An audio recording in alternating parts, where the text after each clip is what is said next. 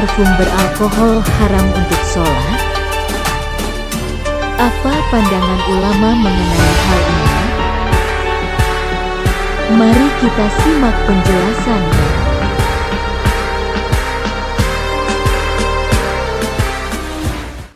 Najis ada 7. Yang keempat atau yang kelima adalah cairan yang memabukkan. Cairan yang memabukkan adalah najis. Dan cairan yang memabukkan ini khamr. Kemudian di dalam minuman keras, alkohol itu rohnya khamr.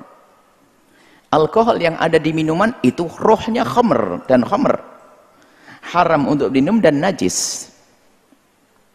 Itu yang ada di minuman. Baik, najisnya itu adalah najis hissi dan maknawi.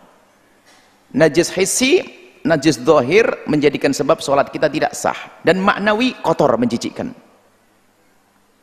Ini pendapat jumhur 4 madhab, bahwasanya yang namanya khamr atau rohnya khamr, alkohol, itu adalah najis, yang telah haram untuk minum dan najis, haram diminum dan najis. Biarpun sedikit. Di minuman obat alkoholnya 0,5 sedikit, maka tetap najis. Maka jangan minum obat yang di dalamnya ada kandungan alkoholnya, obat batuk khususnya. Maka haram Anda minumnya. Baik. Apakah ada yang mengatakan alkohol tidak najis? Ada yang mengatakan khamr tidak najis, pendapat lemah sekali, tapi tetap haram untuk diminum. Jangan gara-gara ngomong tidak najis lalu diminum. Ada ini pendapat lemah seperti pendapatnya seorang mujtahid mutlak, Imam Rabi'atul Ra'i. Dalam madhab Syafi'i, Imam Muzani. Ini mengatakan bahwasanya najisnya khamr itu najis maknawi. Diminum haram, dosa besar, tapi kalau nempel di baju tidak najis. Sebab di dalam Al-Quran disebutkan innamal khamru wal maisiru.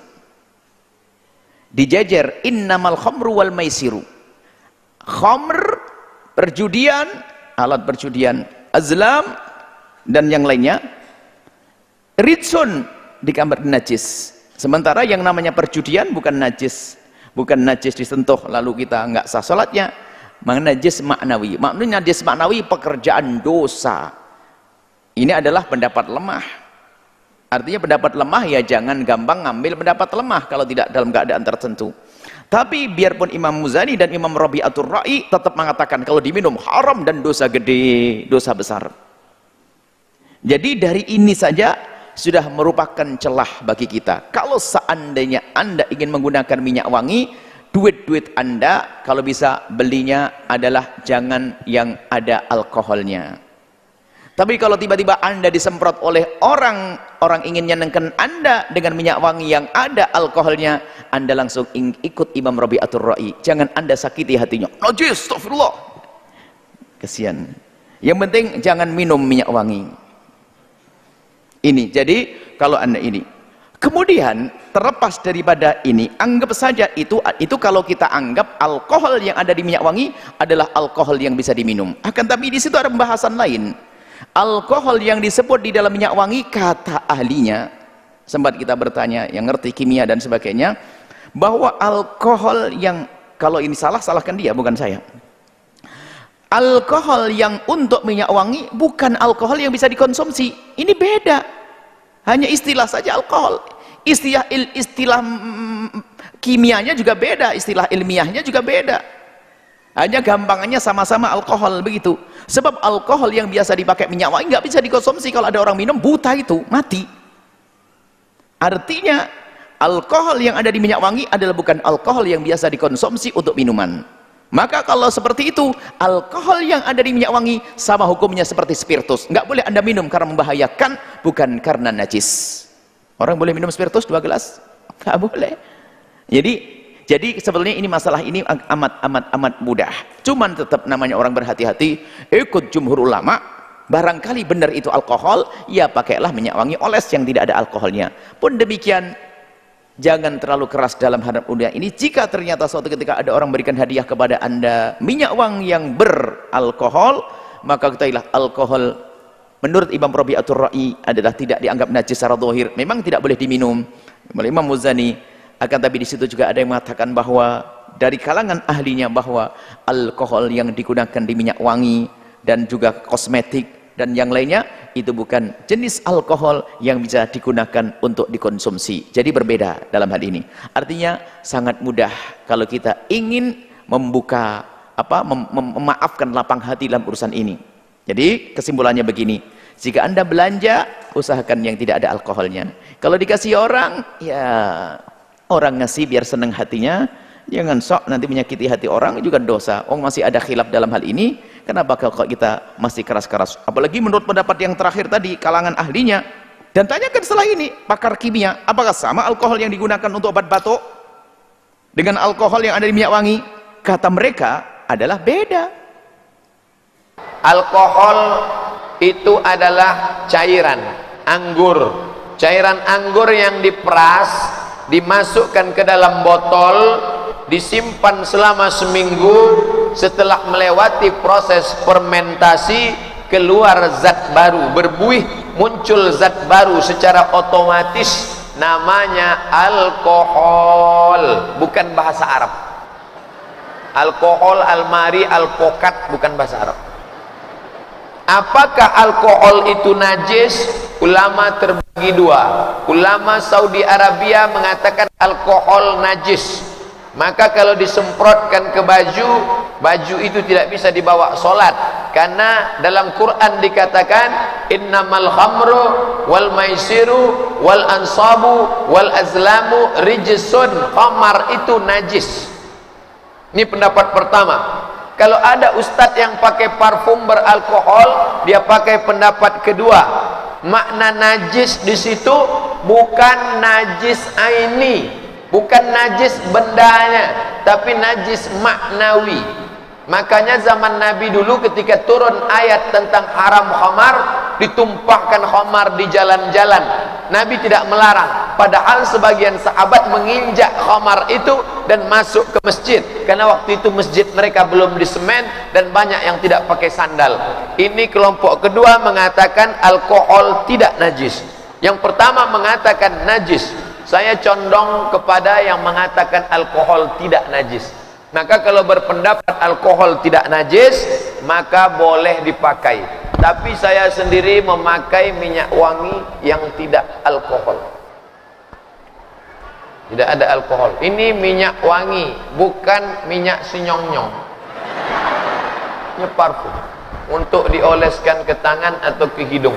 Karena malaikat teraniaya dengan bau busuk. Man akala sauman, siapa yang makan bawang putih, au basolan, bawang merah, falyatazil masjidana, jangan dekat-dekat masjid kami, karena malaikat teraniaya dengan bau busuk.